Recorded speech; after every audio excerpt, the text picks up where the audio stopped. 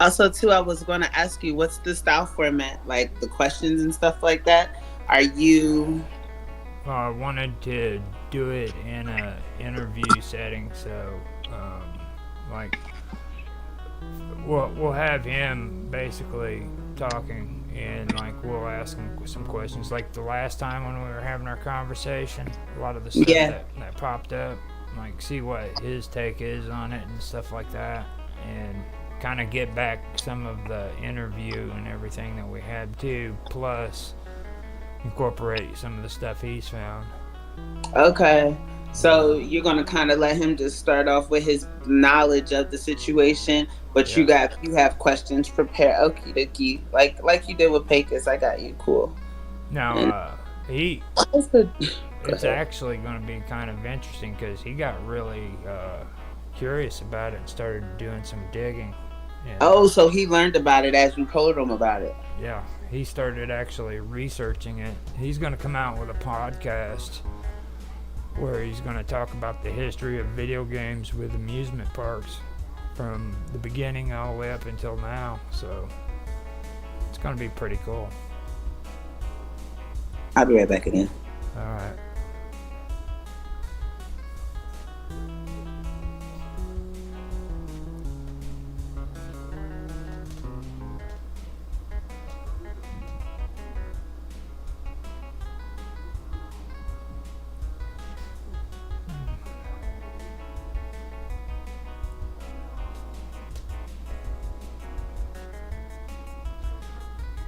Okay.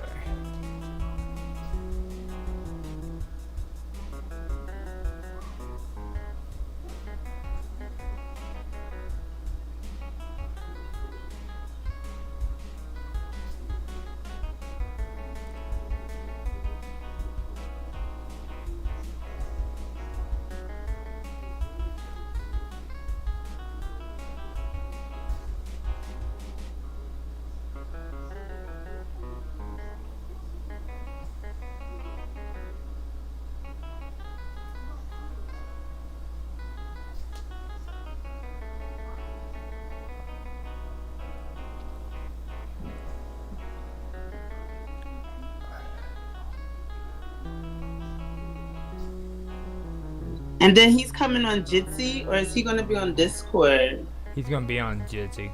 Oh, okay, cool. So that's what you're saying. He has to get that set up because he probably like when I first got on Jitsi, I didn't have an account. So Well, with this, all he's got to do is click on the link. So he oh, he's a podcaster. So he don't get me wrong, he does video and everything, but it's he's like not used to it.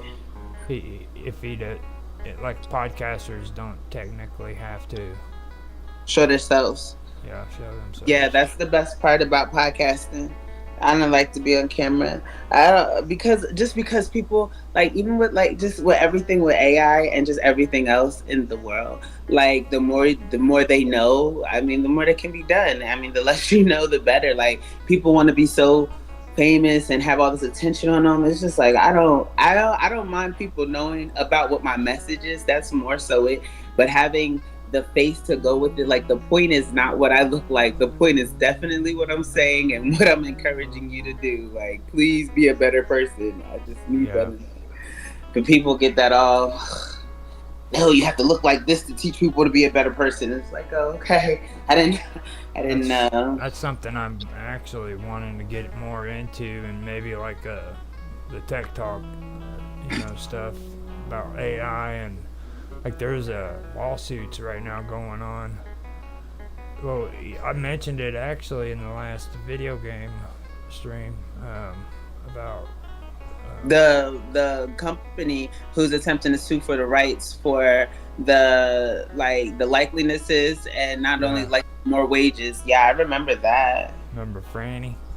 Oh, Fran. Yeah, yeah, Fran Drescher, yeah. You literally had a I heart couldn't attack. believe it. Like I was like, you're just joking. You're like, no, seriously. I'm like, what?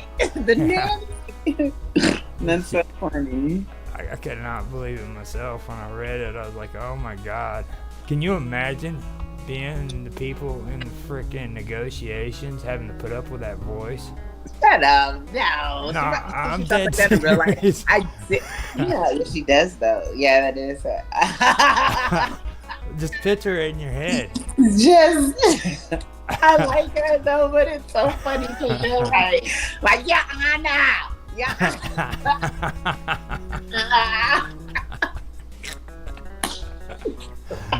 I'm Oh my like, goodness. oh hell Now no, let me dude. stop because I like her. But yeah, no, totally get what you're saying. It's so I funny. guarantee if she heard this comment, she'd be laughing her ass off, dude. That's Oh my how. goodness. Right. Yeah. Because she knows it's true. She's Yeah. probably Yeah, driving those she guys does. fucking crazy. Just like that too. Oh man, she's cool though. She's so dope. I wish you could get her on here. Like that would be it. That's in the coming months. We'll say months because definitely Once we get famous. well, yeah, halfway there, right? I like to. Once we get famous and we have cool people. Credibility, yeah. People consistently they'll be like, "Oh wow, yeah, we gotta go in there." She'll be on the Saturday show talking about all the big changes she's making. Yeah, that'll be lit. The only thing is though, like I tried that on Facebook years ago about trying to get into like entertainment and stuff, and there's so much stuff on there. It's really bad competition, and like if you're a small creator trying to do stuff like that, you're not gonna get very many hits.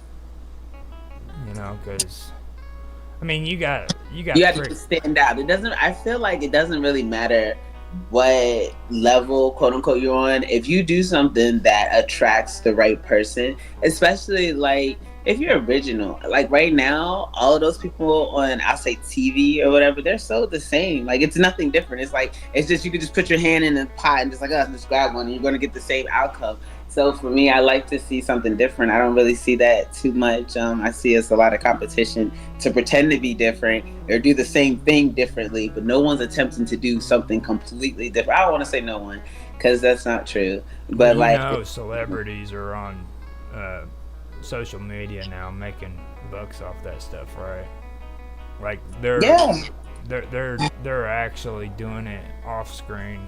They're getting on YouTube and Instagram and I mean even Twitter, you know what I mean? And it's all about the entertainment world and stuff like that.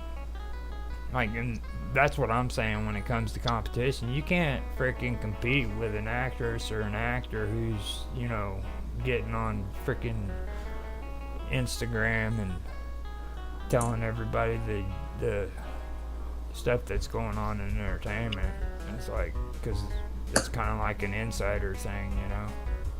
More people are going to watch them than they are a small creator. Yeah, and that's the crazy part is because like celebrities, they kind of take the like, I don't want to say the ability for people to become bigger in different realms, but it's like when they start crossing into realms that are less touched or whatever like that, it makes it hard for, like you said, the little people to even excel. I feel like and not to say that, oh, if you're a celebrity, you shouldn't venture into other statuses, but or other arenas, but that's not that. And what I feel like is if you're a celebrity, you should be more inclined to allow other people, like to help other people, like, especially if you're in the podcasting, and then meet somebody that's already like in the podcasting and y'all link up and then like do it together, and then you can pull somebody up with you, as opposed to everyone's gonna watch me because I'm freaking, I don't know, I was gonna say Jeffrey Dahmer, but I don't know why. Just stuck in your head. Like, what am I on today? I have no clue why he was what? I feel so ashamed and so embarrassed. I feel like Jeffrey Dahmer. Yeah. Like every celebrity you could think of, that's what you think of, Carm. Okay, you really got to do something. Maybe I need to drink some more water today because I don't know. That was wild, but that was so wild. Make you think you feel like Jeffrey Dahmer, or like that guy off of Silencing or Silencing the Lambs. Yes, Hannibal Lecter. Don't tell anyone. Cannot tell people. No, but for real, no, seriously. How did you do that? No, Hello, Clarice. Oh my Hello, gosh, Clarice. I listen. My mom got me hooked on Silence of the Land when I was a kid. And then ever since then, stuff like that. Just because how does your mind work that you sit there and you cut up someone's brain in front of them, make them watch it, fry that in a pan and eat it like it's just a delight just to sit there. Like, what are you thinking about? I was like, I want to cut open your brain, but not necessarily cut it open. Definitely figure out what's going on in there.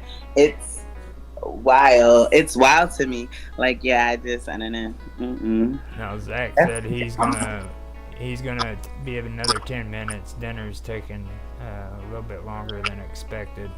Like Oh, okay. Well, right no. now, it's like 7 o'clock for him. So he's At least he's coming. yeah.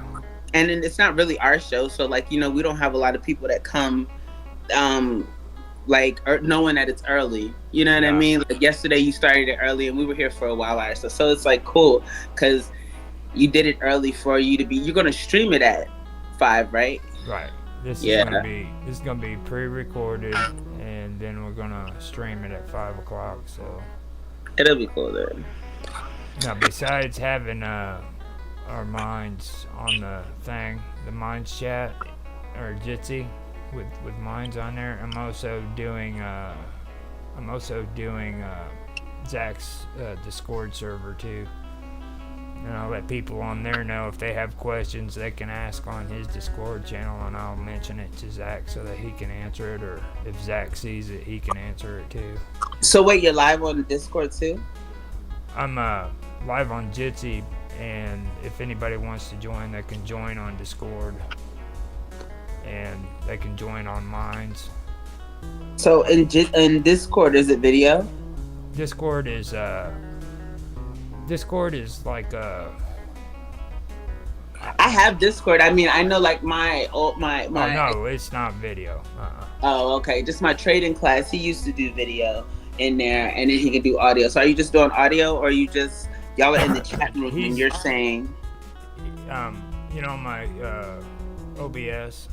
I've got both the Minds chat that we have, and then I also have another window capture set up for his Discord showing his chat.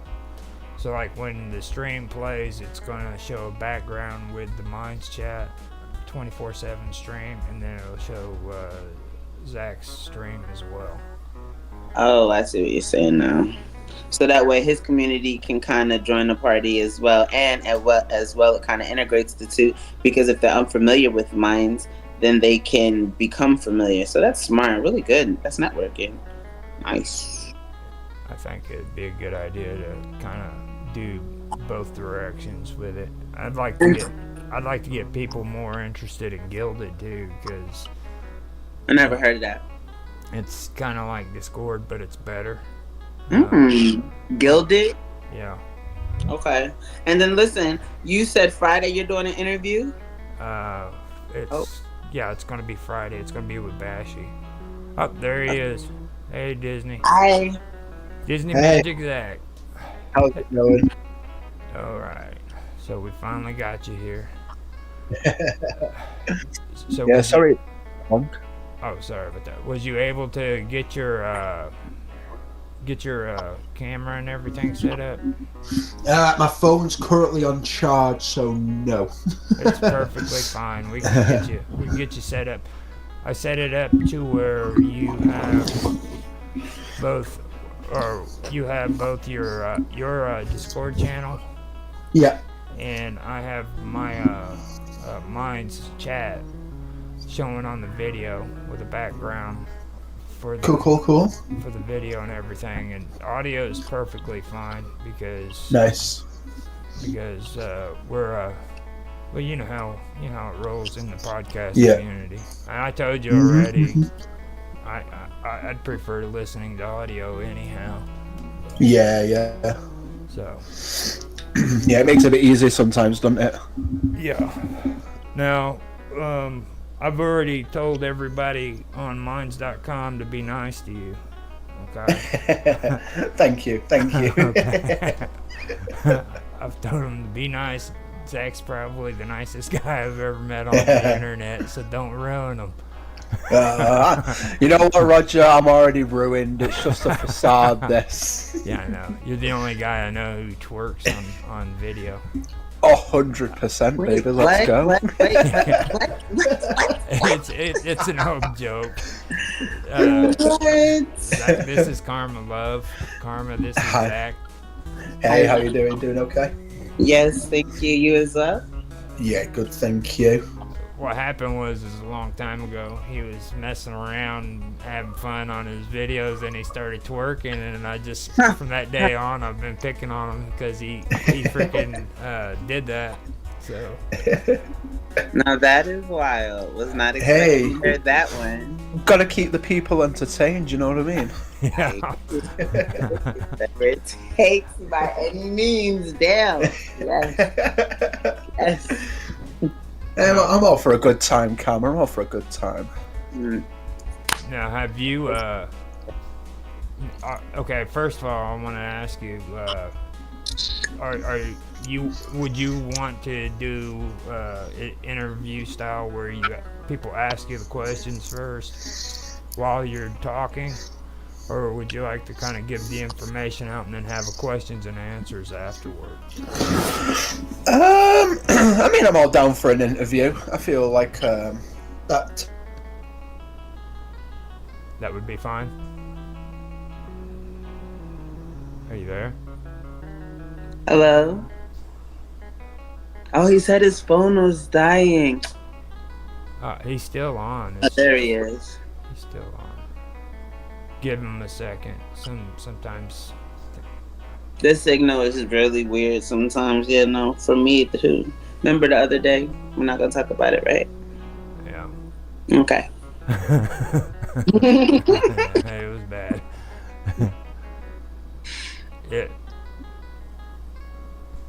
He's got it. See if he clicks on the. Hello? Yeah, we can hear you. Super. I unplugged my microphone by mistake. Oh, okay. Yeah, if anything happens, just hit on the link right there and it'll bring you right back in. Yeah, no worries. Thank you. I should be alright. I was just, the way to say, I was like moving my leg to get comfier, and it's just decided to unplug everything, so it's all good. No, it's horrible. Now, we can do the interview thing then. I've got stuff from the article that I sent you, and oh yeah, nice. I've got notes set up for that, and then I've got two questions, or not really questions, they're comments from two people online and stuff, and we can go through that. Yeah, sounds good. So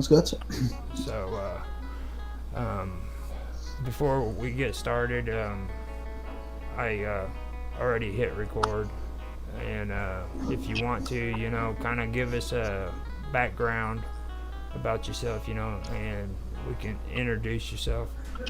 And yeah, of course, yeah. Sounds good. Tell everybody what you want. Okay. So, hi everyone, my name is Zack. I go by Disney Magic Zack online. I have a Disney-themed channel and podcast where we do like history. I talk with guests and things like that. About all things Disney. Disney's a big passion of mine. It has been since I was little, and it's only grown bigger. So I like to incorporate it with all type of like aspects of other communities that I'm part of as well. And one in particular that we're going to be talking about here is gaming in theme parks and in general as well of Disney and all that kind of stuff. So I've touched on this a little bit with a guest on mine on the podcast a while ago, and I do have a video coming out very, very soon talking about the history of it within the theme park and stuff like that. So yeah, I'm super excited to be here. Thank you for having me here, guys. Very, very happy to be here. Yeah, I'm excited. So let's get going. All right. Like you said, I know that you have an interest in Walt Disney World, but I also want to point out the fact that you're obsessed with golf too. Okay. Yes, yeah. I'm a bit of a golfer. I'm not any good, but hey, I enjoy it, so that's all that matters. I just need to make sure that everybody understands that you are obsessed with golf. Okay. Because that's like the first thing that caught my attention is when you put that video out that of you in the backyard, and it was like in the middle of December. Oh yeah, that was the good old training regime for me to try and attempt to get the ball in the hole. But it was in the middle of winter. I mean, you know what I mean? Yeah, like yeah. I remember you were out there and you were cold, man. What was it?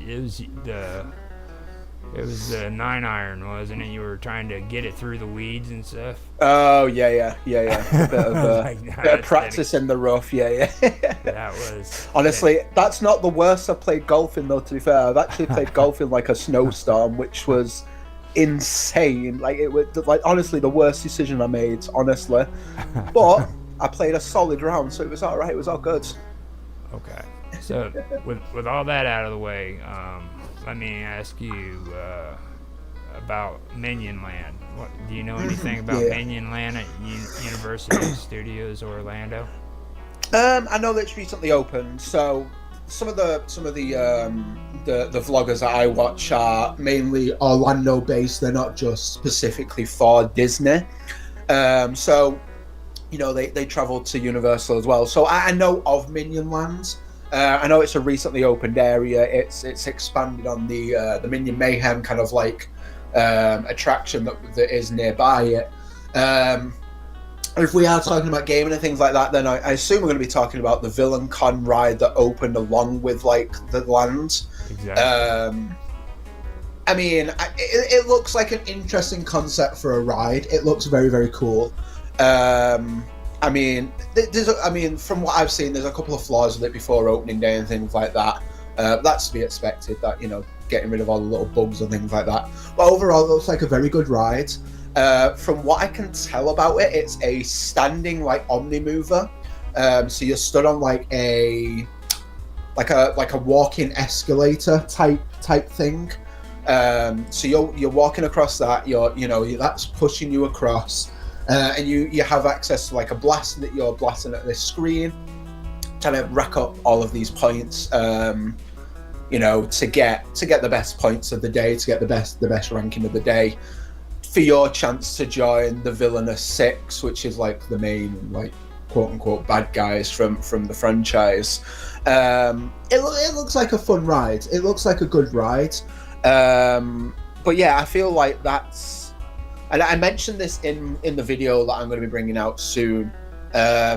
This kind of like theme park attraction looks like it could be the future for these kind of experiences that they're going to want to bring out to bring access to gaming to everyone in like the parks, from like the tiniest little kids to like the oldest park goers.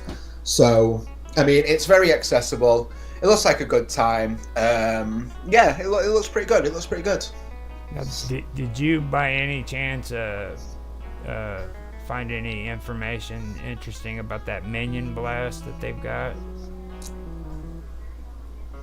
I mean, it looks pretty good. Like, so Minion Blast, it looks kind of, it's what I find interesting about it is the fact that you've got like this access to like a blaster, like a gun, like a Nerf gun type kind of thing. Uh-huh. And obviously it uses your infrared or like some sort of Bluetooth connection, that helps you to rack up your scores and things like that. So I mean, in ways of that, we've come a long way in terms of theme parks like that. The only one that's kind of like that, that I can kind of relate it to, that I know of, is a ride in Disney World and like Disneyland, based on Buzz Lightyear. It's called Space Ranger Spin.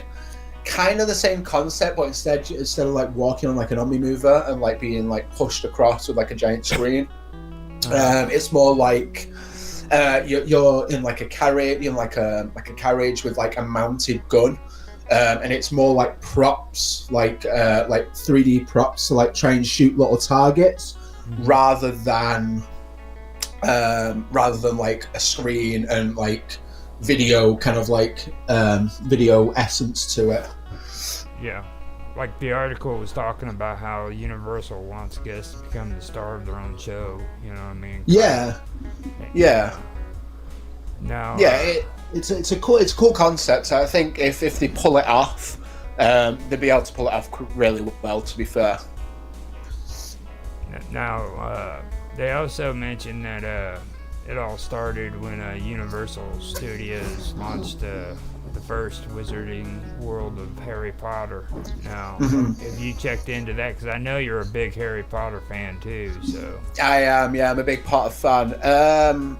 I mean, interactive stuff like that. From what, if I remember rightly with what the article was saying, if my memory serves well, when the Wizarding World opened in Orlando, they had like an interactive like experience that was accessible around like a scavenger hunt type thing that was accessible across the park, with like an interactive like wand that you could purchase, and you had use the wand, you did like motions of like the spells and things. It made things happen. I think that's what they're talking about, because that's the only kind of like interactive thing I can think of. But like in the real world, like obviously beside the rides and things like that, but in the real world type like experiences, I don't know if they still do it, and I think they did it before COVID and everything, but I don't know if they brought it back. Okay. Yeah, they still do it. We had do that? Yeah. We had annual passes to Universal last year. Now we haven't had them this year, so unless it's changed within, I guess, the past, it's been about 8 months. So yeah, I mean, but they were still doing that at Universal, and that ride you were talking about at Disney with Buzz Lightyear, they actually have a Men in Black ride that actually kind of parallels the exact same concept, to where you're shooting at the things, you have your gun, like you have your 2-person cart, but what Roger was talking about with the ones are like you're actually the player. Now, I guess maybe I missed this. If you did say, have you experienced this like to where you're the player, you get points kind of for how you're like during the game, like let's just say you get to be Mario, if you know what I mean, like if you want to be yeah, you know what I mean, you're actually Mario, you get your points like that. Have you heard about this, or is that something you've experienced? Because I'm highly interested in this concept. Like it, unless until you die anyway, but yeah. No. Excuse me. No, I've not experienced it myself, because last time I made it over to the States, like the park things, it was like 2011, so it's a long time ago. But obviously I keep up to date with all the news and everything. I know there's one at Nintendo Worlds, Hollywood and Japan, I think it's the Mario Kart, where you get to play Mario Kart essentially. Like you get to be, you get to go through the ride as like quote unquote Mario, as it were. You get to go through the Mushroom Kingdom and things like that. I mean, they look really fun. They look really interactive. They look,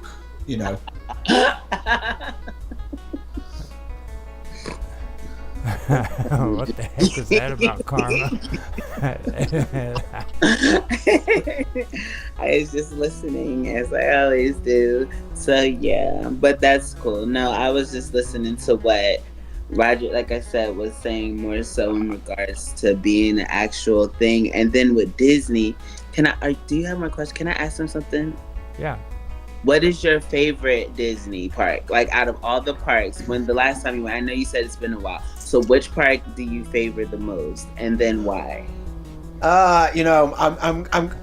I rank these. This for me, it's like this is like a solid, definitive list that we go through quite a lot as like Disney adults. Mm-hmm. I'm a basic boy. It's got to be Magic Kingdom. It's got to be Magic Kingdom. Seriously, even over MGM, like even over Hollywood Studios. I mean, Hollywood Studios isn't my favorite purely because I haven't got anything to go off it yet. I've not been, but Epcot is a very close second. Epcot is like very, very high. Like I love Epcot. I never appreciated Epcot as a kid, but as an adult, I would love to just. Everyone says it, Karma. No one appreciates Epcot as a kid, but as soon as you get older, you're like, when you get older, it's like, damn, this park is like the best. The best one, right? You can go to other countries and you can get a different, like, everything and everywhere. Like, oh yeah, 100%. Yeah. No, but Magic Kingdom is my favorite purely for like the nostalgia. Yeah, it feels good. I feel it's just always so crowded. Always. The crowds are insane, but the rides, like my favorite ride is there. Big Thunder Mountain's there. That's like my all-time favorite roller coaster. Space Mountain. Big Thunder. Oh, Big Thunder. Yes. Yeah, Big Thunder. Rickety for me. Yeah. I do Space Mountain because like I like the whole dark and just like. Oh yeah. Space Mountain's a good one.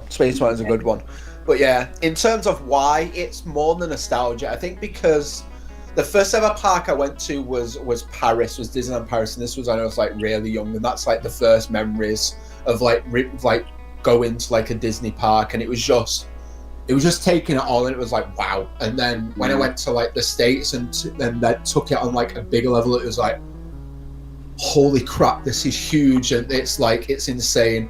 I don't think anything compares seeing the castle for like the first time, like any time. Yeah, like you can see like any of the icons and be like, yeah, I mean, Spaceship Earth's there, Tower of Terror, but you see that castle, it hits home. It hits home. So I think that's the real reason, just for the nostalgia, just for the feelings that it can evoke. 100%. That's nice. Have you been to Animal Kingdom?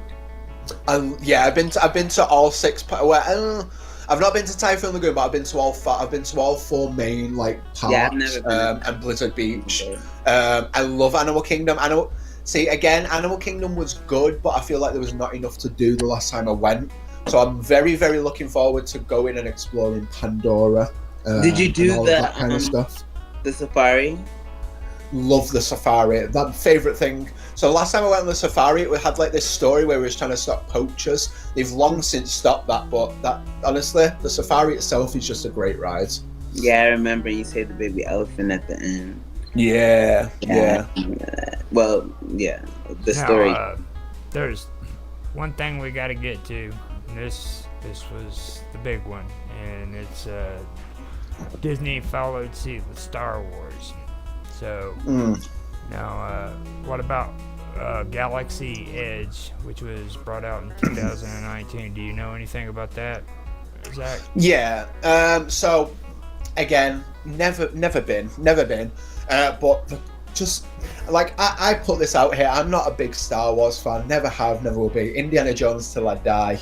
Like Indiana Jones, like the best franchise by Lucasfilms.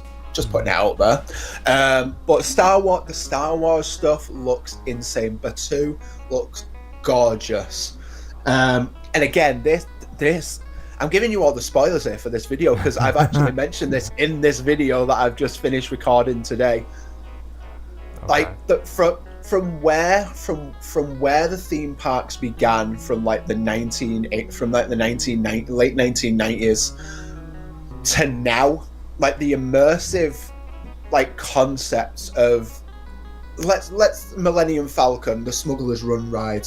You get to pilot the Millennium Falcon, like that is everybody's, like whoever's, like, if you're a Star Wars fan or not, you want to pilot the Millennium Falcon. Yeah. Like I want to pilot the Millennium Falcon. I absolutely love that. It is such a cool concept, and what I love about the ride in particular, and it's nothing to do with like the mechanics or like how the ride functions, it's the exit queue. So the exit queue, they have if you do really poorly, like you have a pilot who crashes all through like the whole concept of like smashing and crashing into everything, that then reflects on the exit queue. Like you get to see the damage of the Millennium Falcon as you're coming out of the Millennium Falcon, and that changes every single time. Oh, wow. But it's not like it's not like screens. It's like physical props.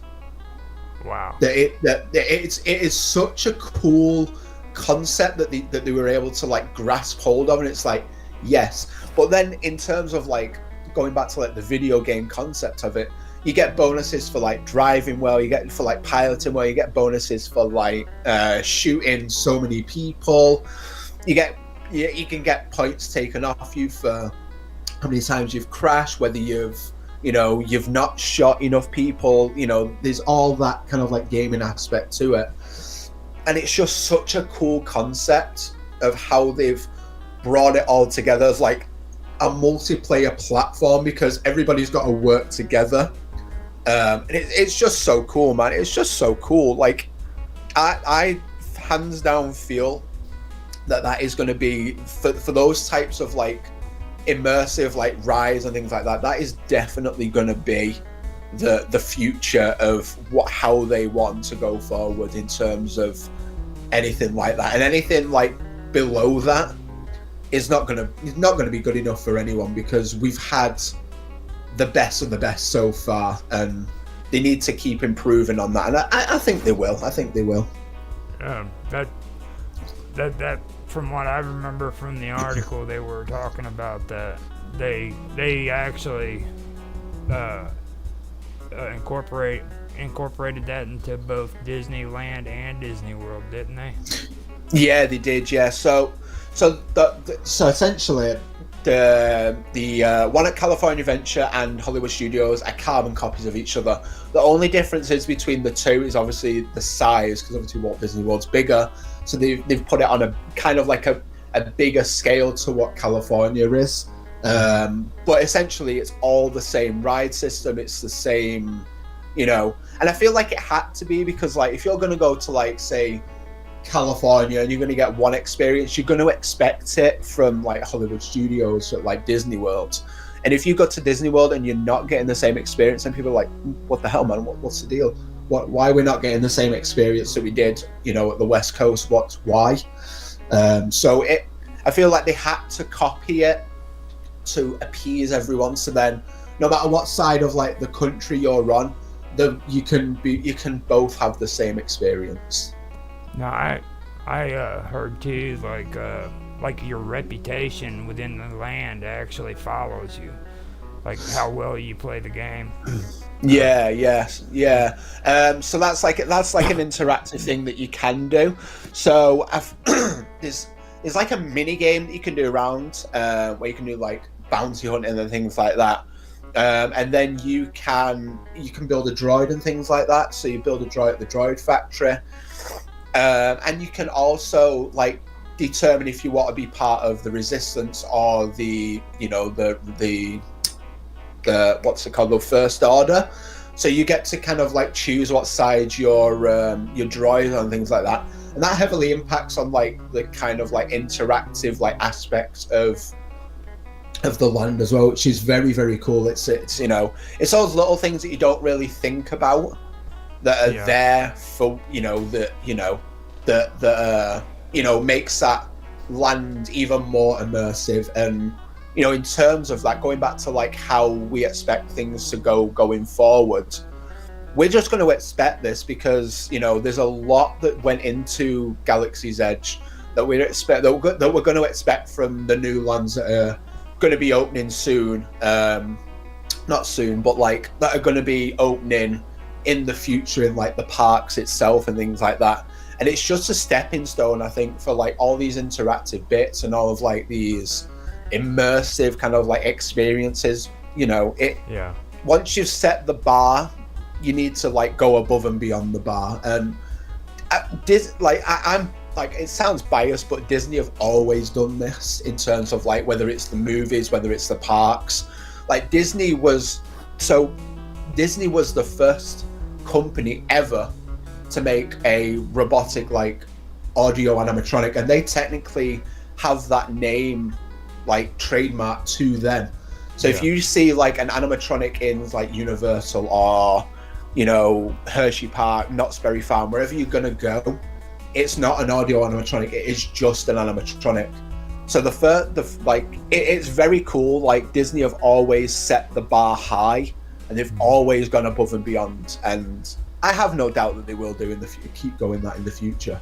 Well, it's good to hear you say stuff like that, because like I know with that article they were kind of down on that ride, because and people have been doing it from the beginning. I think it's because of, like, they even mentioned it in the article about the Smuggler's Ride, the Smuggler's Run ride. Yeah, Smuggler's Run, yeah. Yeah, they've been promising to put that out for a while now, and they just they never brought it out. I think that it always comes back to that, and it's good to hear people who, don't stick to that. It's just like every time you have a conversation about that ride, they always talk about the Smuggler's Run, and someday they might do it out, but with all the expectations that they have on there, I mean, I personally feel that they're like really overreaching at the moment. It doesn't mean that they're gonna get there. It's just they're just looking really far ahead, about what they're gonna do. Oh yeah, 100%. And I think that's one of the. It's more so a goal and an issue from my point of view, because obviously they set the bar so high with something like Smuggler's Run. That's like their big attraction. They built a whole like ride system for it, like a whole ride system from scratch. Yeah. But they did the same like 20 odd years ago with Star Tours. Like that system didn't exist until Disney made it. Like that type of attraction didn't exist until Disney sat down like, right, how can we make this? How can we immerse our guests? How can we do this? Yeah. You remember the first Falcon, right? Millennial Falcon ride they had. I mean, you could get in there and literally shoot the freaking gun and it would turn and stuff. I mean. Oh yeah. And that was pretty good back in the day too. That's it, exactly. It's because they have those expectations. A lot of us, like we're all to blame here as like the community of like Disney. We expect a lot from them all of the time, but sometimes we don't appreciate like the little things. Yeah. So this weekend alone, like as we're talking, is a panel for D23 guests, which is like a collection of like the biggest Disney fans, like who can go to like the expos and things like that, get access to like the expos and things like that. There's one currently in Florida called Destination D23. It's like a weekend event where they announce like some new experiences, new stuff for the parks, new kind of like movies, new things for like the cruise line, everything like that.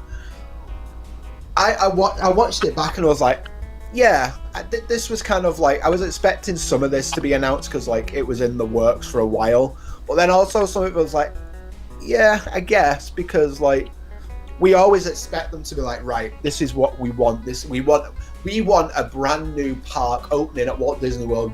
We want it now. Like we want a brand new park. We don't want expansions. We want a park. And when we get expansions, we're like, yeah, I guess we'll settle for it. I guess. I mean, if they do a good job, I'm sure it'll be fine. But like, we're never fully happy with what we get. But we always kind of just be like, yeah, we'll take it. It's the little victories, I guess. But like deep down, we all want, like, we expect Disney to like know what we're thinking. We're like, right, we want this, we want this, we want this, we want this. It's like, that's not how it works, and we never learn. We never learn. Yeah.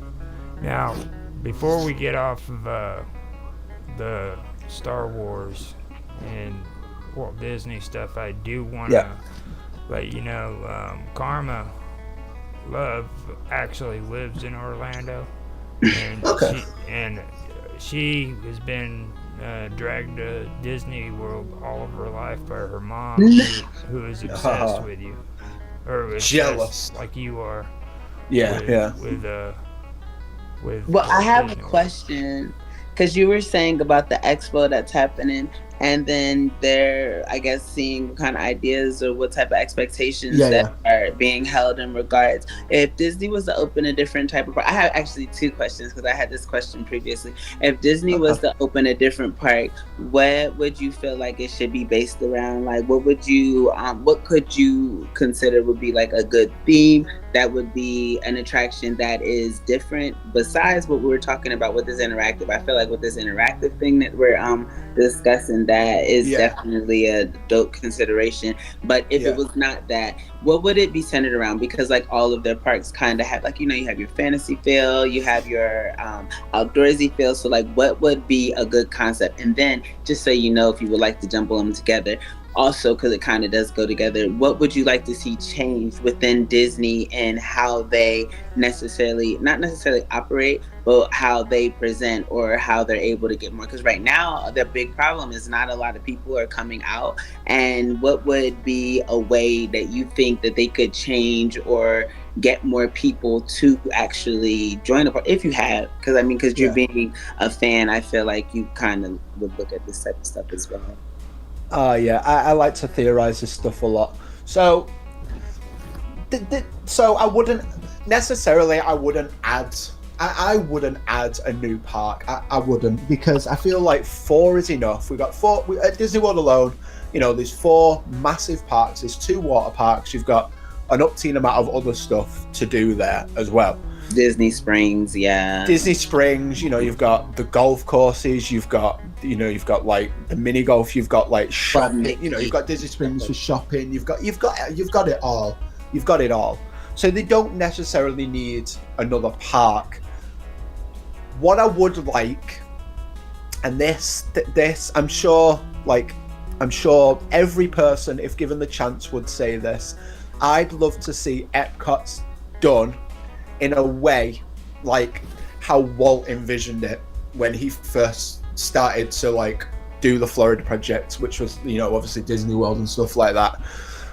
I'd like to see it kind of like functioning as not like a town, not like a city, but more like a community, like having people from around the world, like obviously like World Showcase, people from around the world gather and things like that, but I feel like they need more lands. I feel like it should be 2 separate parks, like two separate areas. Yeah, 2 separate experiences. So obviously the World Showcase could be incorporated into one. Yeah. So, but make the park bigger, expand the World Showcase in terms of all of that kind of stuff, and then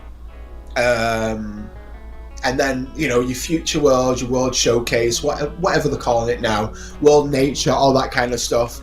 Bring that back a bit, like make that a little bit bigger, and then incorporate all of these ideas into how they're doing it now. Because I love the way Epcot is looking at the minute in terms of like how they split it up into little pavilions. Yeah, different countries and stuff. Yeah, but they need to add more to the World Showcase. They need to add another couple of lands. I feel like they should. It is kind of congested. I feel like just for them to be able, like different areas as well, as expanding the areas that are there to offer more of the experience. I don't know, Norway is really dope. I love that, like when you go to Norway and you can do like the Vikings and stuff like that.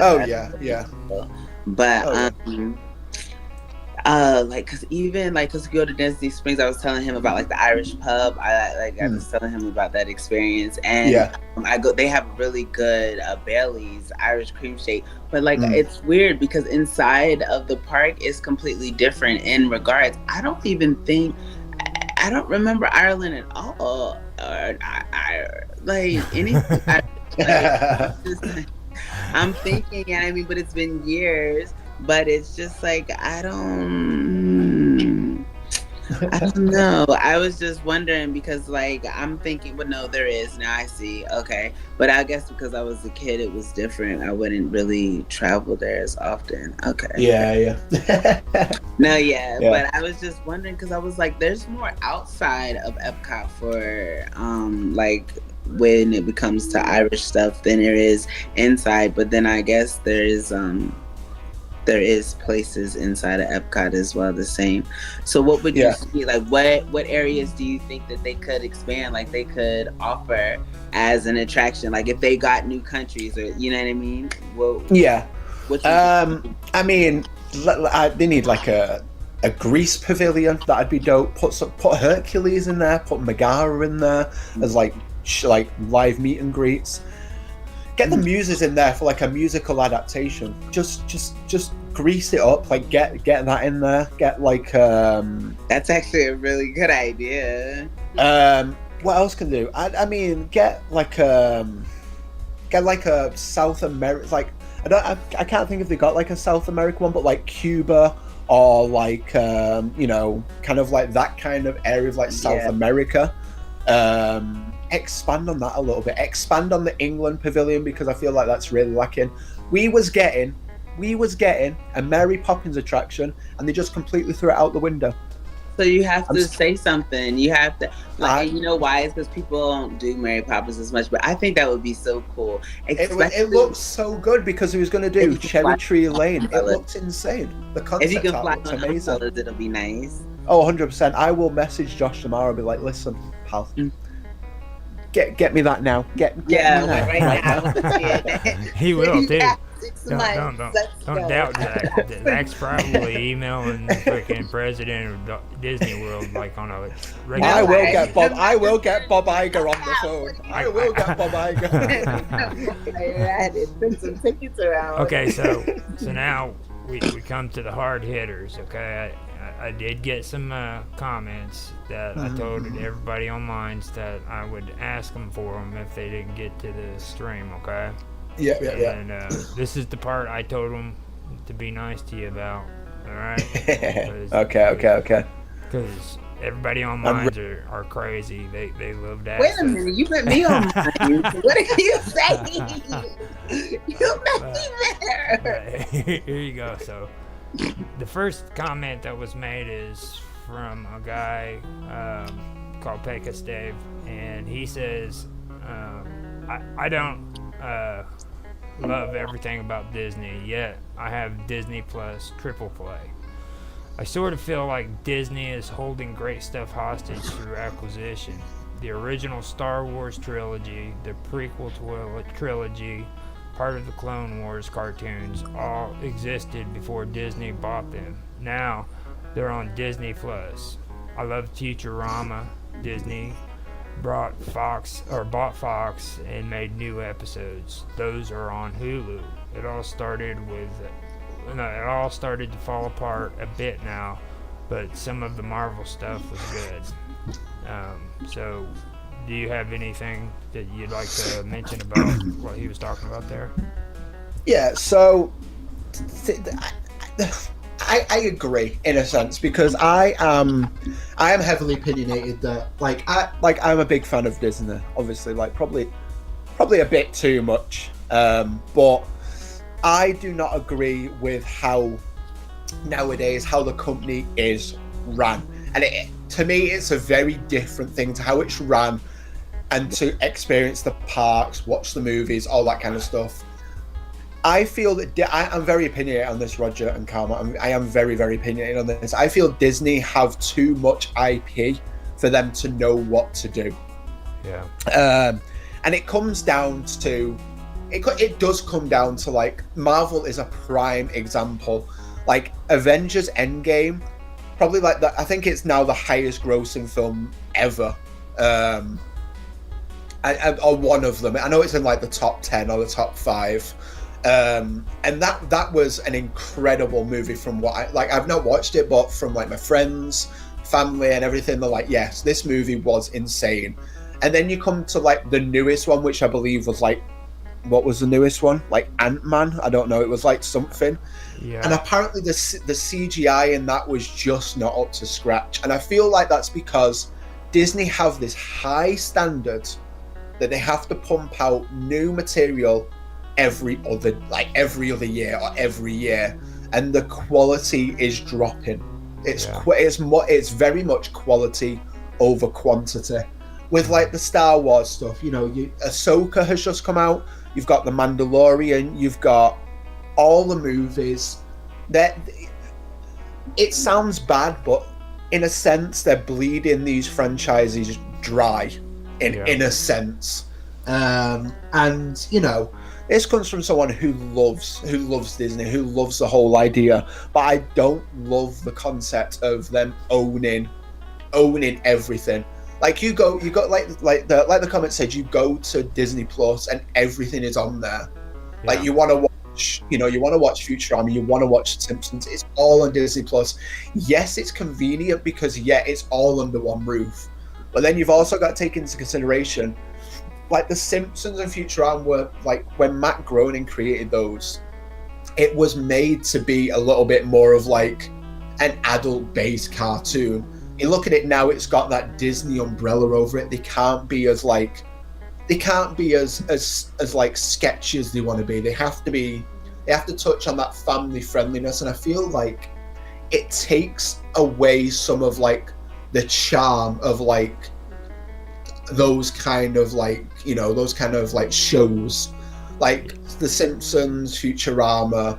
Family Guy is owned by Disney technically. Deadpool is owned by Disney. Yeah. Deadpool is the only Marvel character that I absolutely adore. Like I will hands down watch anything Deadpool in it. He's goofy. He's goofy. He's goofy as shit. He actually is. Yeah. And Ryan Reynolds, man, is like probably one of my favorite actors as well. So it just helps. But again, that's owned by Disney now. Like Deadpool 3 is now going to be made under the Disney umbrella. And as much as I love Deadpool, I am very, very worried about how that's going to turn out. Obviously, you've got like the writer strikes going on and the actor strikes and everything like that. That's going to affect it in a way as well. But it's concerning, and I feel like Disney have bitten off more than they can chew, essentially. For me personally, I look at that and I'm like, what the hell is Disney doing, even owning freaking Marvel? You know what I'm saying? I mean, come on, dude, seriously. I mean, it's two different genres. Yeah. And then they have the Marvel attraction at Universal. That's what makes it really, really wild. Because the Marvel attraction at Universal, but Disney owns Marvel. It's so. This is where it gets dodgy. This is where it gets weird because Disney don't. As last time I heard, Disney don't own like they don't own Spider-Man. They don't own. I don't think they own some of the characters. I think they just own the name. Yeah. Okay.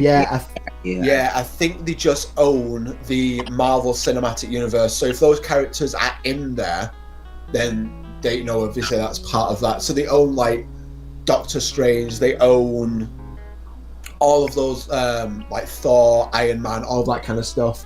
But they don't own. I don't think they own Iron Man. He's a big Sony. Yeah, it's very, very weird. It's very, very weird. Okay. Now, because I was unaware of that. Yeah.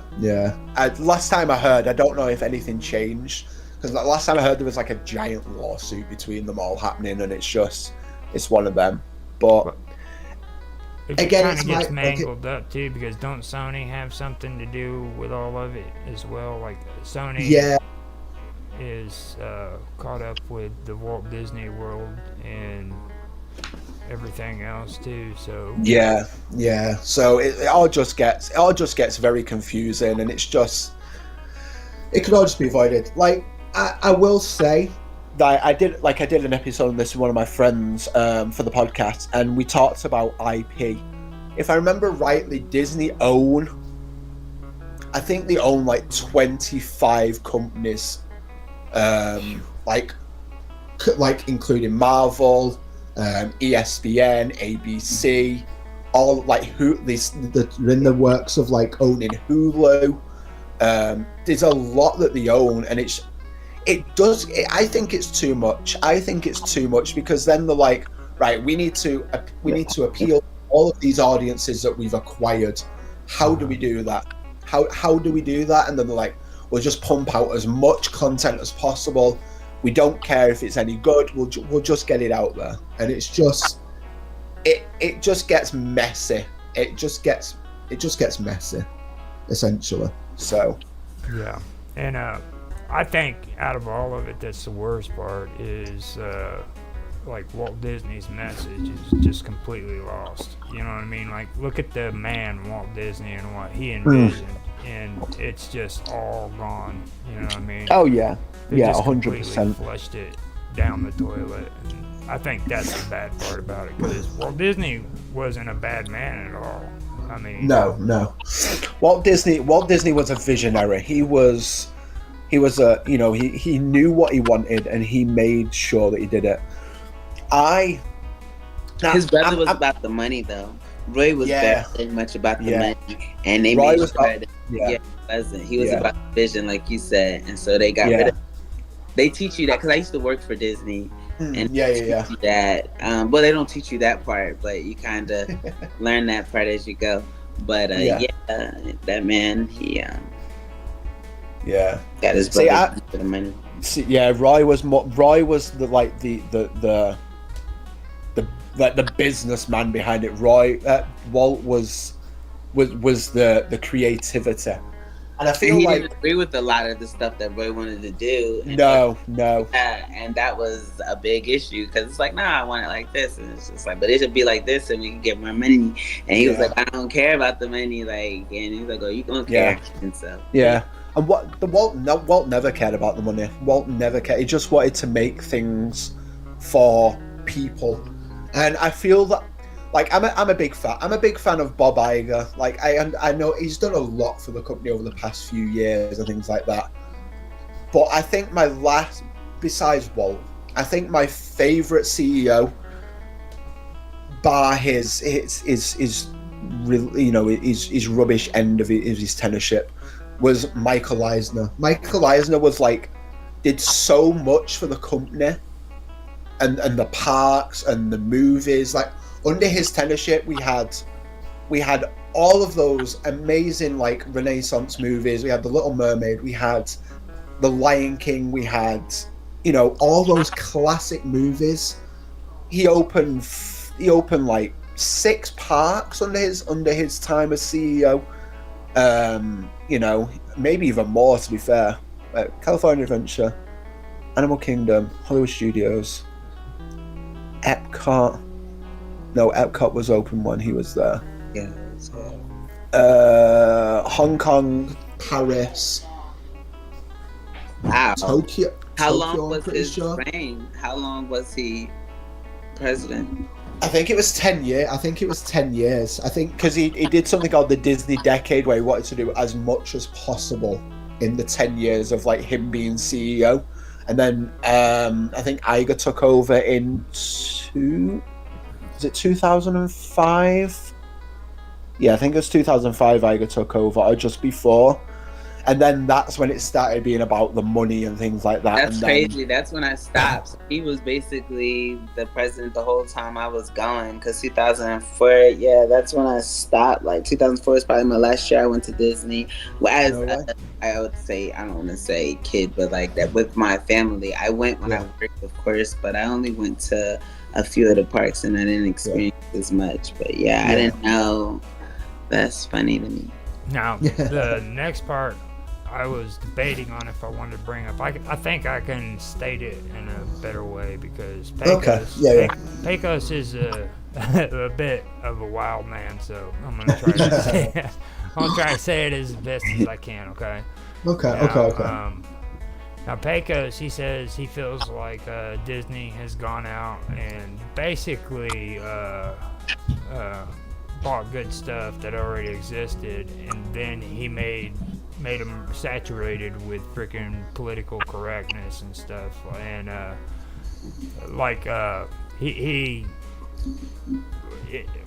I never got to see any of the changes they did to Willow, and I'm guessing he's thinking the movie from the 80s or 90s were kind of like a Conan kind of setting. Yeah.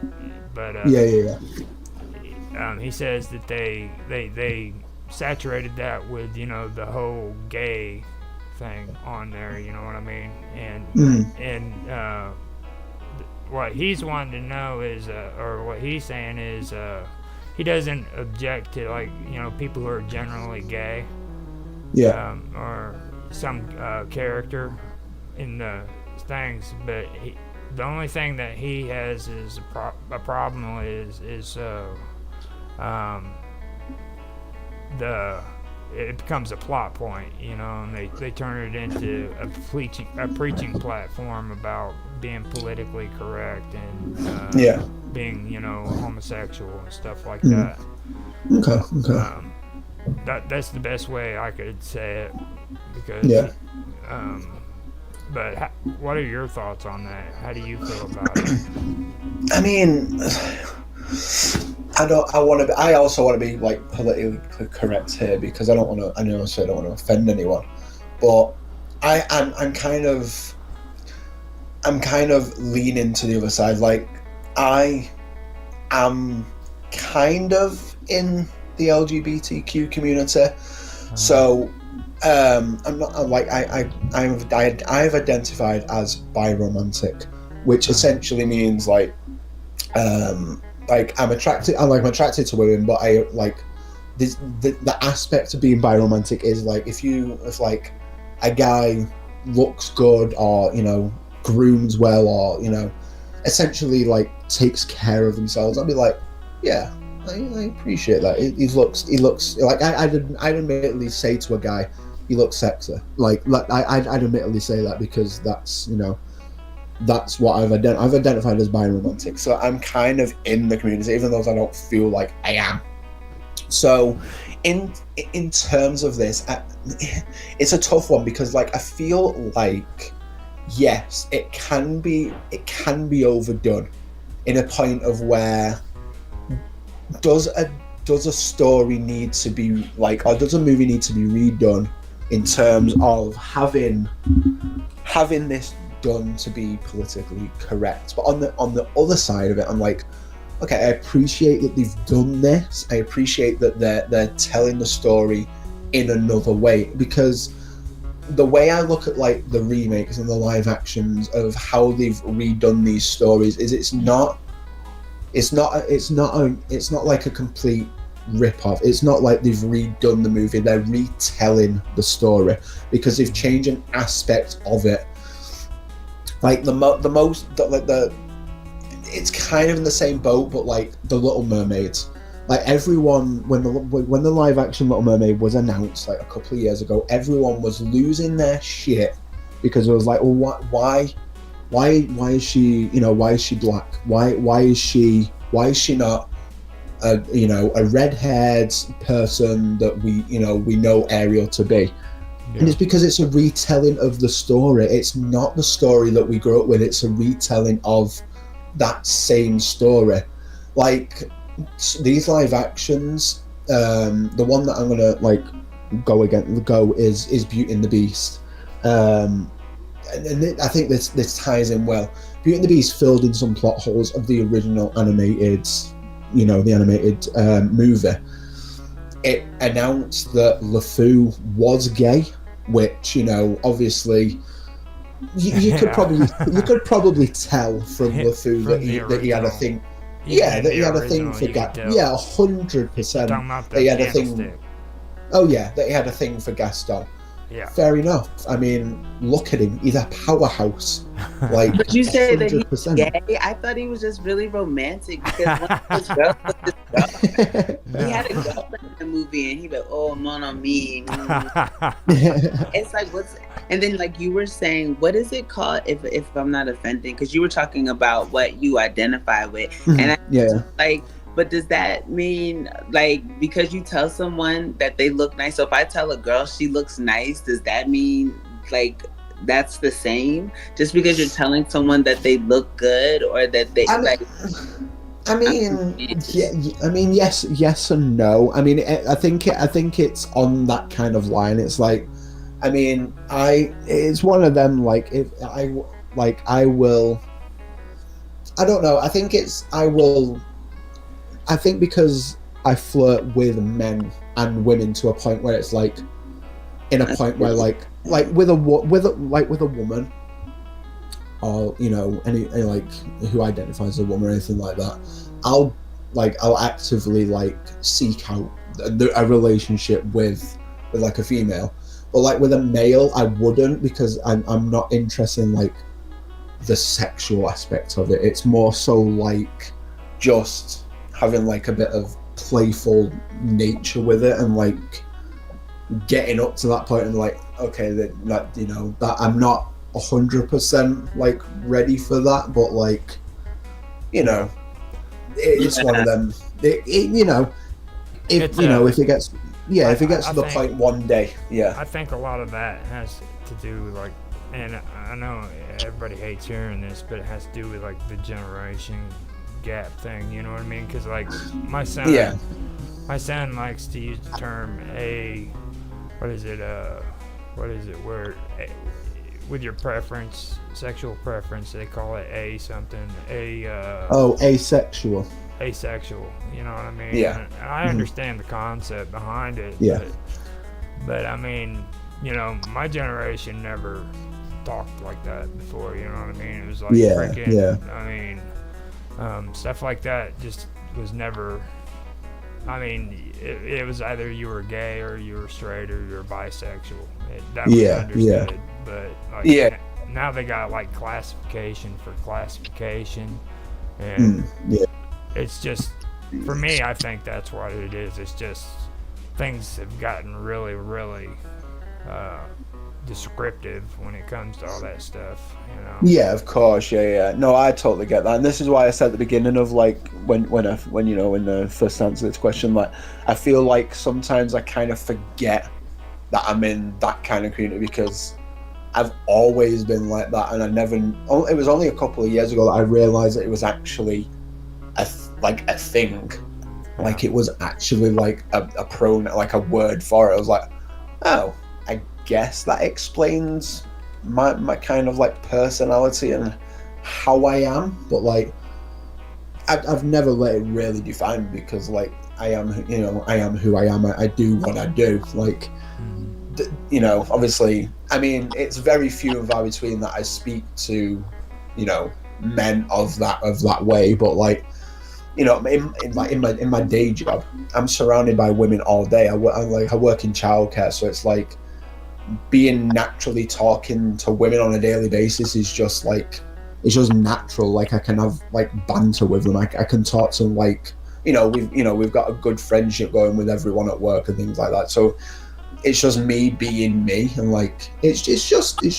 And now it's being identified. You're just yourself, but now it's say you're like this and you're like that. And I think that's kind of what Roger was saying. Like, do you feel as though it's kind of like to where it's like not pressurized, but just like a focal point? And if so, like, yeah, I see that, because it doesn't have, because you could be yourself and not have to have a label on it.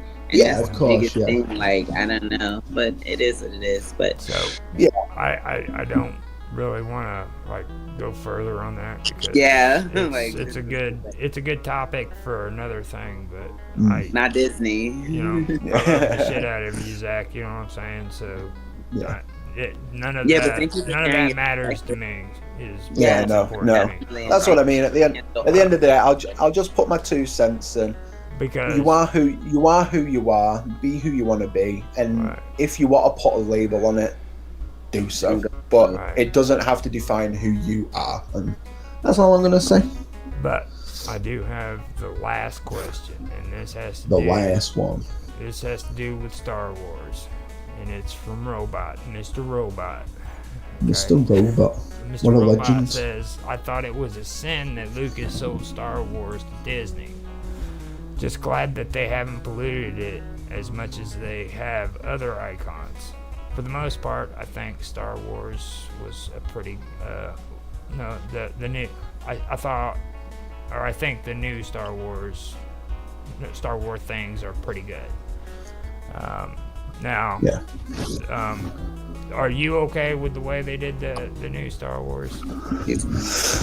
I mean, again, it's one of them. I've watched them in passing. I know of them. I know they finished like the Skywalker trilogy. That was a good way to, you know, end the story off that LucasArts film. You know, presented back in the day. In terms of Lucas selling to Disney, that was in the works for what I believe a long time, because Disney and Lucas have been working together for years. Like, Disney approached Lucasfilms to be like, we want Star Wars in our parks. We want Star Tours. We've got this idea for a ride. We've got this. We want this implemented in. Do you want to be part of it? George Lucas said yes, and they've had a partnership ever since. They had Star Wars days at like Hollywood Studios and like and the Disneyland park way back in the day. And this was all under, they were working very closely together because George was a big fan of the parks anyhow. Like, he went as a child, he was a big fan, he was always there. He was very hands-on with like the projects of Star Tours and I believe Batu as well, Galaxy's Edge. I think he had a hand in that as well, of like doing some of the concept arts for like some of the land and stuff like that. So it was very much an expected thing to come from. I mean, they had the Indiana Jones show in Hollywood Studios long before they bought out LucasArts. They had, they've got the indie rides in the parks at Disneyland and Disneyland Paris as well. So the IPs have been there way before like they acquired. So it was just I think it was just a matter of time. Yeah, I think it was just a matter of time. But in terms of that, I mean, some of the programs look insanely good. I will put it out there. Like, I've not watched them because obviously I don't know enough about Star Wars. But The Mandalorian, Baby Grogu, Ahsoka looks really good. Like, I'm glad that they're bringing out some of these characters that people love and putting them in the spotlight a little bit more. Some of the movies look all right. But yeah, I think honest, I've only watched the first one and the one with the girl and the boy. Now, I have no problem with the main character being a female. Don't get me wrong. Yeah. Okay. Because I understand the history behind Star Wars. Like, they were debating on if not Han Solo, but freaking Luke Skywalker was going to be the main character, or if it was going to be Princess Leia, because in the story they both had the same basic abilities, and if you go back to the books and the stories and stuff. So in the beginning, Lucas was debating if he wanted it to be freaking Princess Leia or Luke Skywalker. Yeah. So when they did these new ones, that's why they decided to use a female. Yeah. But one issue I had was the fact that they gave her too much. Okay, like they killed off Han Solo. Yeah. Okay. Now she goes from freaking having Luke Skywalker's abilities to freaking having Chewbacca as her sidekick and taking charge of the freaking Millennial Falcon. You know what I mean? It's like, to me, I think that was just pouring it on a little bit too much. You know what I mean? Because she literally had the role of 3 other actors in the freaking movie series. Almost. Are you serious? Yeah. I think they gave too much to it, and I feel like Disney do that often with like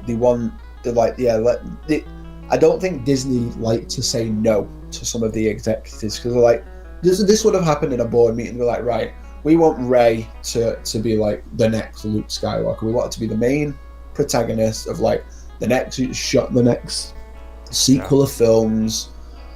What do we want to do? And then somebody like, oh, what about if she's like has Han Solo as a sidekick? They're like, we'll keep thinking. And then they'll be like, what if Han Solo gets killed and then she'd be Han Solo and then she can have Chewbacca and drive the Millennium Falcon but still be Luke Skywalker?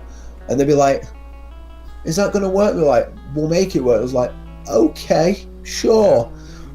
I don't think they like to say no sometimes. Did I think they, Did they kill Luke Skywalker off? I never got to watch that part. Did he die? I don't know. I've not watched that far. I haven't either. No. I don't care enough to know. I mean, I guess someone will tell me if something happens. You know what I mean? Well, I know. From what I've heard, I know that they finally turned Han Solo's son over to the good, I believe. Yeah. Who was that? Kylo Ren? Yeah. Was that? Yeah.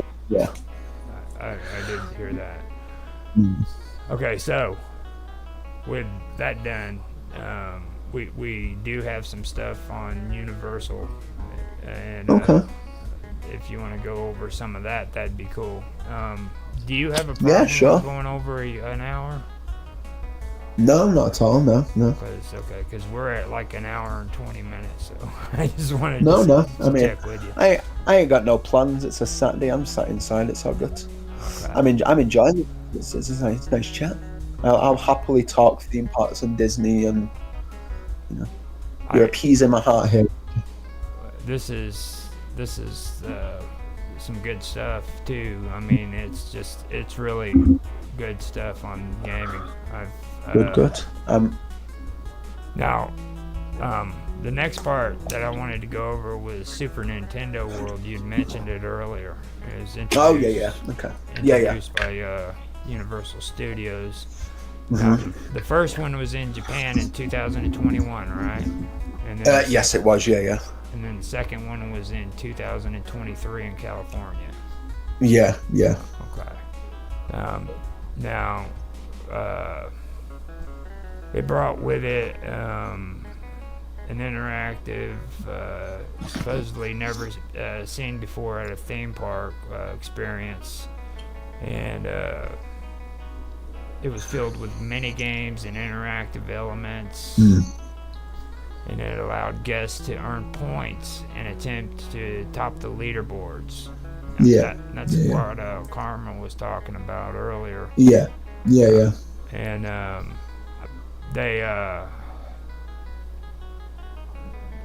they'd had the mini games on Mario Kart, Bowser's Revenge, and it would take into account the scores and the achievements and other information, relevant information, and it was all tracked within the Universal Studio app that you could get on your phone, I believe. Yes, It was a good implementation from what I saw. Like, obviously, it's the interactivity of it is like something that's never been done before in the parks, which is very, very cool. So it's again with the boundaries of like breaking them and bringing something new to the parks that people are wanting to enjoy, making it interactive as possible.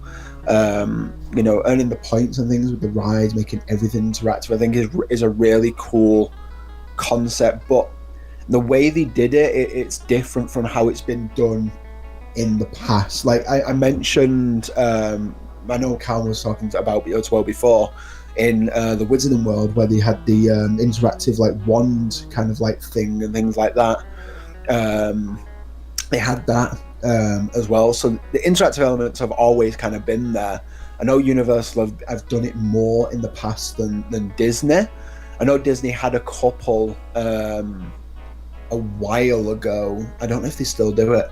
I think one was called like the Sorcerer's like Apprentice. That's not Sorcerer, that's a movie. Sorcerer's something, where you had to like, it was like interactive parts of like Fantasyland, I think. But the Mario stuff looks insanely cool. Like the whole idea of it, I think, is just to get kids and like everyone interacting with kids and like adults interacting with it and things like that. It makes fun for like waiting in line and all of that fun stuff, like interactive. I think you have like a band that you interact it with, that you kind of like hit the blocks with like a band specifically for the land, which is very, very cool. And yeah, it looks super impressive, to be fair. It looks really, really cool. that part about the high scores, achievements too. You know, I mean, Yeah. and the article was talking about like the fact that it's in Florida. Like Karma's in Florida, okay? Yeah. And her Disney World out there is out in the middle of the boondocks. Because when I was, Yeah. well, yeah, it was, yeah, it is. You keep saying that, but it's Yeah. not the boondocks anymore. We're highly developed. Thank you very much.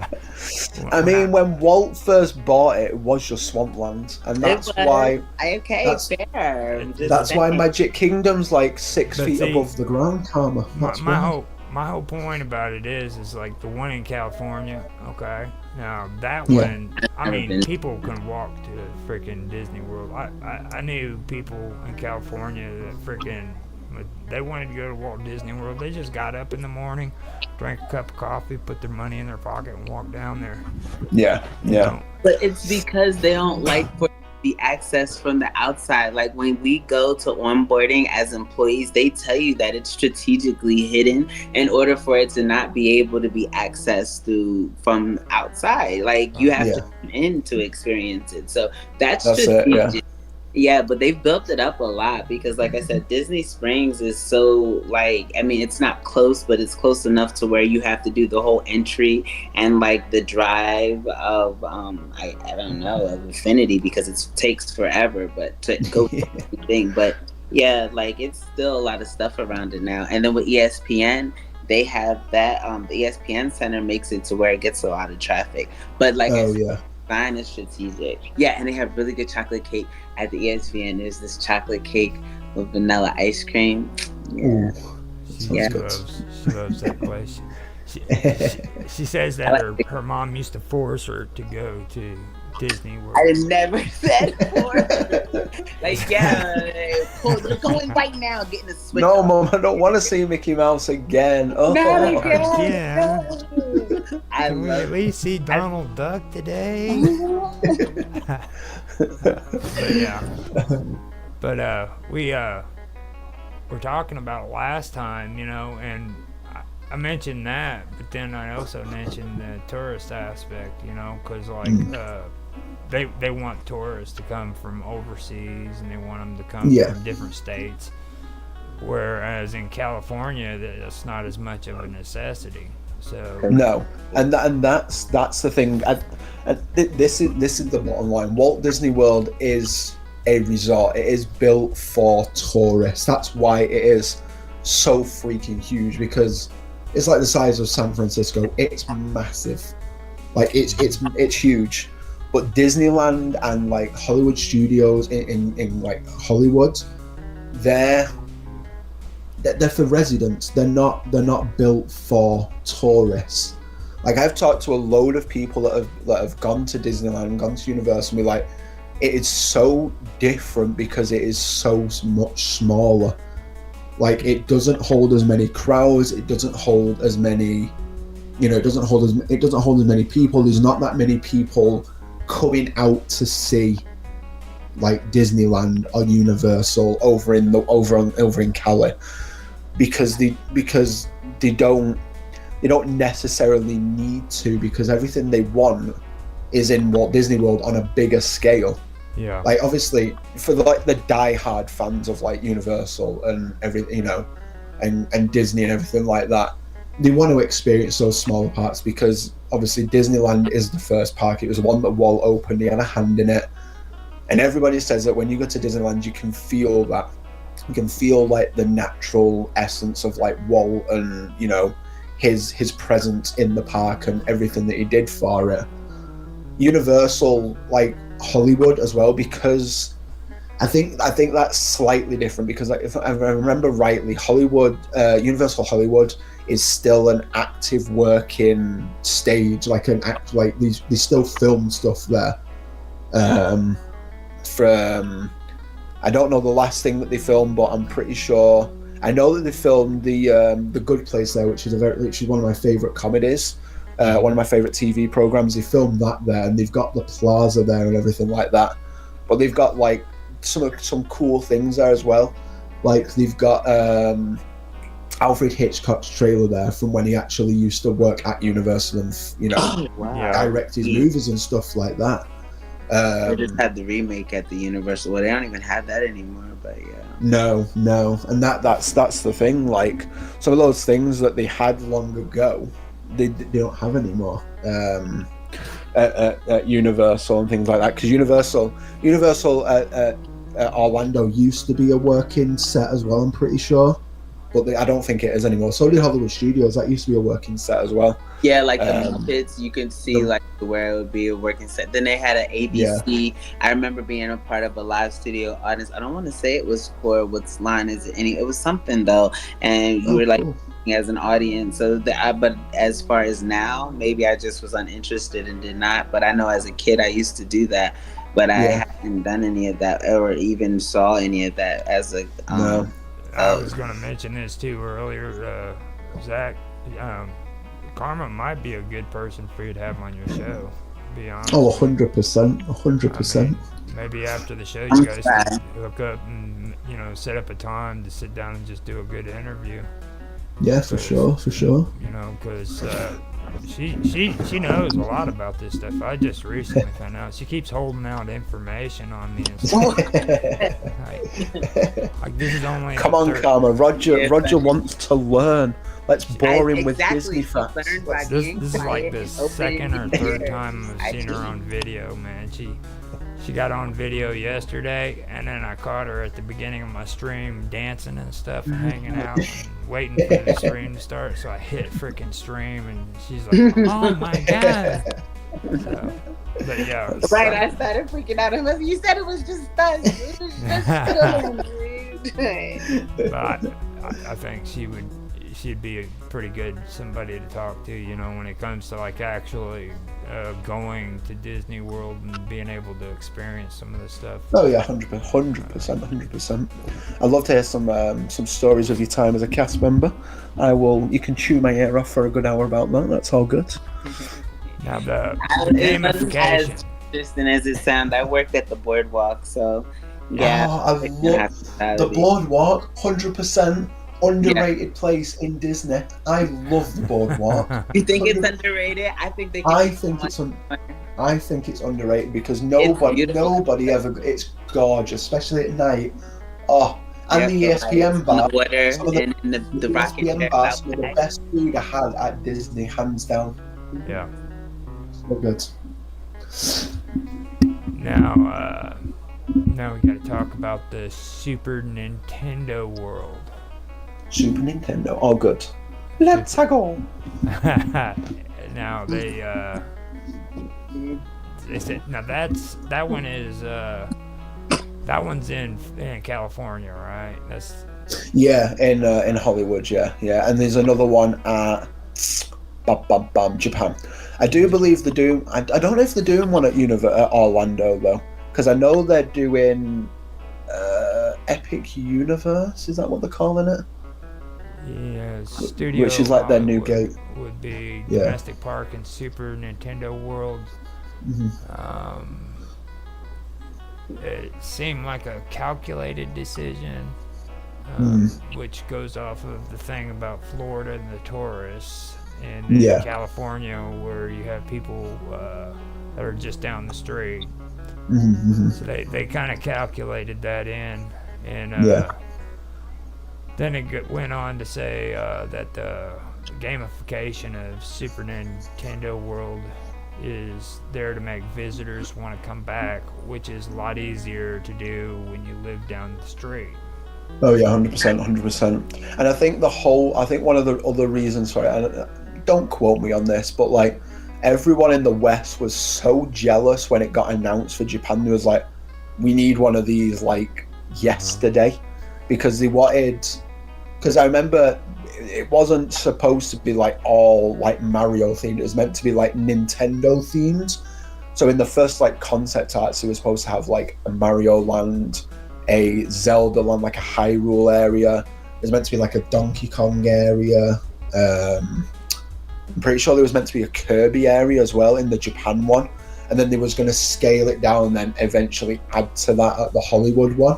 when that got announced. So I don't know if those plans are still in motion for that, but I mean, everyone loves Nintendo Land. It looks so fun, and Mario's like a staple character that everyone knows, which Yeah, which is I was telling them on the last attempt we did to do this video, I was telling them like on my streams, like I go and I stream freaking Super Mario Brothers 64. Yeah. And I get huge freaking views. Like, and I go on and I look at Rapid's videos for it, and it just amazes me because he's only getting like 15 views off of freaking the other Super Mario's. I do Super Mario 64, and I get like freaking 100 and 200. I think my best views for my channel was like just under 1,000 views for one video. Nice. Congrats, man. Congrats. And I don't understand that, other than the fact that I go in and I actually put the name of the game down in the part where it's an option. Yeah. Other than I have one word for you, Roger, on what it could be. Nostalgia. Yeah. Nostalgia. Everybody loves Nintendo's Super Mario 64. I think that was like probably one. Was it one of the first I played? Yeah. Was it? It was either 64 or it was Super. Yeah, it was 64, and then I got on the 64 and then on the Nintendo 64, and then it was, I think it was Mario Bros. Was it 3? I think they did some sort of remake on the Game Boy, like Game Boy Advance, and then obviously, but I mean Mario was, Now you're talking about Super Mario World Part 3, right? Yes, yeah. Yeah. Okay. Yeah. So. Yeah, but Mario 64 was Mario 64 was like just one of the best games I ever played as a kid. It was like, this can never get any better. Yeah. Now on the whole experience for the theme park thing, they said that you can unlock achievements and then do a personal best. Now, they also said that like after you leave, your personal best and all that information is still stored at the amusement park. So like if you go at home and you want to come back like the following year or year after and play again, you still have your high score, you have your achievements, and everything still stored there for you. Yeah, that's cool. That's cool. Yeah, that's cool because I know. Yeah, because I think that's a cool concept. To be fair, like I know sometimes it can be a bit weird with stuff like that, but I think if you obviously if you're not, I think it works better if like you go more often than like once or twice a year. Yeah. And I think it'll work better, say like at like Hollywood and Japan rather than like Universal Orlando or like another Universal park. Just purely because obviously you've got the locals that can go in once or twice a week or once or twice like whenever they want to, like throughout the month and things like that, and keep on top of it, which I think is a good idea. I think if they did implement it into like the bigger parks, put it through the app maybe, because obviously the app can track your like your tickets and things like that, and then it can track your your scores and things like that so I think they do that with the Minion one. I think it stays in the park, but it also goes on the app as well, like the Universal app. They were talking about the Minion in that article that I showed you, where he was talking about that. Now, which I think is a good idea, to be fair. I did have a valid question at this point in the original video we were trying to put together. Yeah. I want your take on it. Now, back in the 70s, okay? I don't... Way before I was born, I'll they had a TV movie, and they actually tried to bring it back here recently with I think it was a series on Netflix, but it was about a Western amusement park, and the characters in the park were androids, basically. Okay, and it was called Westworld. Oh, I know what you're talking. Yeah, I know what you're talking about. Yeah. Now, do you think like a scenario like that, other than the fact that the cowboy robot went nuts and killed everybody, other than that part, do you think that could be something that this could actually turn into? I mean, yes, yes and no. It's hard to answer that, because like I feel already that we have somewhat kind of that. If you combine, say, like the audio animatronics from like a Disney park with the AI kind of stuff that we've got nowadays at this point, I think we can do a pretty good job of that kind of stuff anyway. But again, it's one of them. I feel like if they were to like kind of, I think Disney are already kind of doing that with like I think Universal are doing it as well with like remote controlled animatronics. So someone's following behind, they're controlling the person, and then they can say certain things, they can react to like your comments and things like that.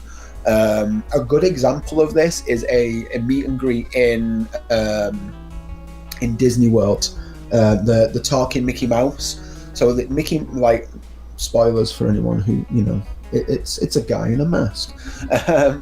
But there's a cast member behind like a wall, who's controlling Mickey essentially, and he's they're listening to the conversation, and then if you say, how are you today, Mickey? You doing okay? And he'll be like, yeah, I'm doing great. How are you doing? And you can have a conversation with them, which I think is very cool. Universal had something like this with Donkey from Shrek, which I think is gone now. But again, it was essentially the same kind of thing. It was a person talking to you, through an array of like responses and things like that, and it can make it more personal. So I think at that, in terms of like kind of like Westworld-esque kind of robots and things, I think we're kind of getting there to a point where like the next few years, I truly think that most of the animatronics will be walking and talking around on their own with like a Bluetooth kind of like adapter where someone can be like, we're controlling this from a further away. We don't have to be right next to them. But yeah, I think we're on the right track to do something like that. I think it'd really make the parks really, really interesting in terms of that kind of stuff. And I feel like the possibilities would be endless with what you could achieve, what you could perceive as, what you wanted the characters to do, say, because sometimes with like a character, like a person in like the character mascot suit, they're limited to what they can do because obviously the heat and everything like that. It is a person at the end of the day. Or with like an animatronic or like a robot, kind of like that, I feel like you can do a lot more with it, and it'd be a lot more of like an interaction on like a bigger scale. So. Well, like with the blaster, what we were talking about in VillainCon, like they've actually got a customization for the blaster too on your. Oh yeah. You can set in a customization if you don't like the weapon you have. You know what I mean? You can customize it to what you want. Yeah. They even have the fart gun on there. Which is pretty cool. It's pretty cool that they've brought that, because it's like I said, I think it's all connected through the app. So obviously, it loads up, it remembers who you are through the app and stuff like that. It brings your customization like straight away, which is it's pretty cool how they do it, to be fair. They do that with so going back to the video that I'm doing. You're getting spoilers for this video, so don't tell nobody, guys. Okay. But I was talking about an indoor theme park, and this is where my journey began in the video. A place called Disney Quest, which essentially was like a massive megaplex of arcades and things like that. And in there was parts that you could do there was three things where you could create your own things, and you could for the ones that stuck out to me, there was one called like Radio Disney Song Maker, where you could make your own like song. Yeah. And you could you could have that, and you could buy it. You could have your own song that you made yourself at Disney. There was one called Sid's Creator Toy, I believe, or something along those lines, where you get to create like a toy like Sid would have made in like Toy Story, and you get to like print that out and buy it, like purchase it. And there was another one as well where it was what was it? There was another one. I think it was where you got to create like your own. You did like an. I'm trying to think. There was another one, but there was like an animation class as well. You got to like take part in an animation class and things like that. And that customization is it's cool to see that it's getting bigger and better, because like not a lot of places do that in like theme parks and stuff like that. And it's that creative spark that's like, it's very, very cool. Yeah, it's very, very cool to have your own little creative twist on it. And the Web Slinger in Disney, California. Yeah. I mean, they have the same thing with their freaking with their that part where you go through and you have to fight off a bunch of robots that are out of control. Yeah. You know, they have it on there where you can customize with your webs, I believe it is. Yeah. So all those customization options are, it makes it more of a, an interactive experience for the person who's engaging in it and things like that. I personally, I enjoy those type of things. It's like it makes your day more personal. Like, you get. That goes back to what you were talking about with like Iron Man. If you wanted to do the Iron Man thing, or you could use Iron Man's weapons, or exactly. Exactly. It all comes full circle. It's just interesting to see how they implement these things in the parks, and just how well it does, and how they're always improving on it. It's very, very cool to see. Yeah, I think that when everything I've read there that really sticks out to me would be stuff like the Spider-Man thing with the web slinger, and Villain Con really sticks out to me. Yeah, Villain Con looks really, really cool. Like it's it looks like they're really like sticking that in, and it looks like that's going to be, for those type of attractions at least, I hope that they bring more of those in for like, those kind of interaction things like that. That's very cool. Because like the Minion Blast and the thing with Spider-Man right there, that right there is what really sticks out, because you can customize the weapons you carry, and like you said, the bracelet. You know what I mean? Yeah. Now they got it to where you put the app on your phone. You don't even have to have the app, the bracelet. Yeah. I mean, it's just how convenient, isn't it? Like, having it through an app, because, I hate to say, but everyone, more or less, most people are on their phones nowadays, through the day. And it got to like, I was speaking to this on another episode of the podcast. Like, it's not out yet, but like when it comes out, the person I was speaking to was saying, if you go to like Disney World specifically, or like a theme park, you are very much expected to use your phone for like your reservations, your mobile orders, your park times, all that kind of stuff. It's very, very heavily rely on your phone. So if there's an app to like help you interact with like the rides and things like that, make it more interactive throughout the day. People are going to download it, they're going to use it because they're on the phones anyway. It's just ease of convenience, and it makes it, if it makes your day more fun, then you're going to do it. Now, do you think it's going to be accessible outside of Walt Disney World too, though? After you leave? I mean, I have the app on my phone. I can check. I can load up the app right now and check the wait times of all the rides in all of the parks, like right now. So, like on the actual high scores that you did when you go there, you know what I mean? Like, I think so. Yeah, I think so. If there's, cool. yeah, I mean, if there's an option, I don't think there's an option to do it on the Walt Disney World one, but definitely on the Universal one. If you have like your accessibility to check your, your things and stuff like that, I think there'll be an option to do that, because be like, right, what was my last high score? What do I need to do to beat it? What do I need to get to the next point where, that kind of stuff. So yeah, I think it'll be accessible for everyone. I think it'll be, accessible in and out, and outside of the parks as well, just for ease as well, to be fair, to keep up to date with everything, and keep track of see if you're still the goat of Minion Blast, or whatever else you want to be the goat of. Yeah. Now, that pretty much is everything that I wanted to go over with. I even covered the questions and stuff, and I checked Nice. I checked the chats and stuff, and nobody cares. Nobody cares about us. We're just a bunch That's fine.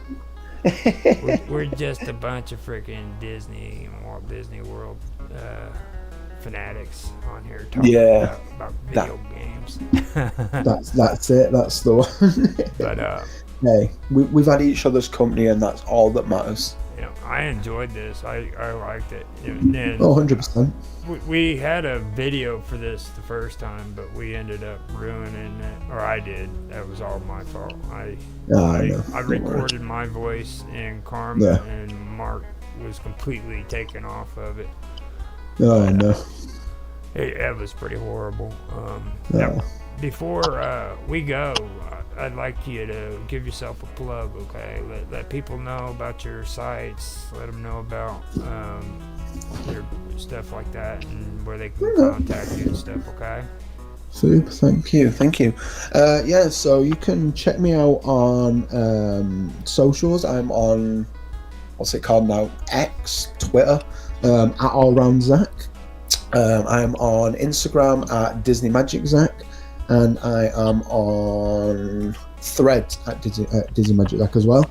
I'm on YouTube at Disney Magic Zack. The podcast is there in case you want to go and check that out. We've got some fun topics on there already out, and lots more coming out. I'm in the works of getting some amazing guests on, and having some more fun, history things and things like that coming your way. Entertaining videos, and some of the best videos I've ever made, personally. Just a fun time over there. Just a fun time. I don't really do socials, but I am on there, so keep your eyes out. Don't forget your Discord. My Discord. I never plugged that. I have a server. I will send the link. Let me see if I can find it. I already got it. Oh, you've already got it. I already posted that bad boy. He's already on it. He's already on it. On mine. Yeah, it's on mine. I posted it on my my live stream. Cool. And I posted it on my profile. Fab, thank you. Yeah, so do it because I'll join it because I have this. Nice.